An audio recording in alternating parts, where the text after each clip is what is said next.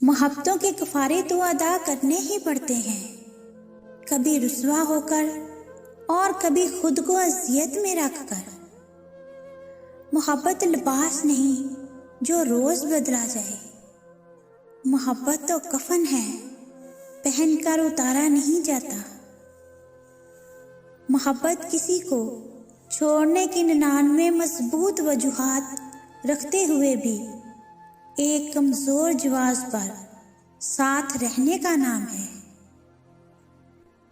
محبت میں اجڑے ہوئے لوگ یقین کیجئے کم سوتے ہیں، زیادہ روتے ہیں۔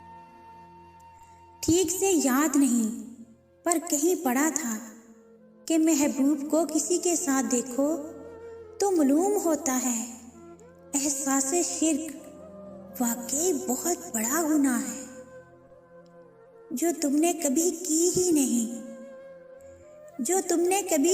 نہیں۔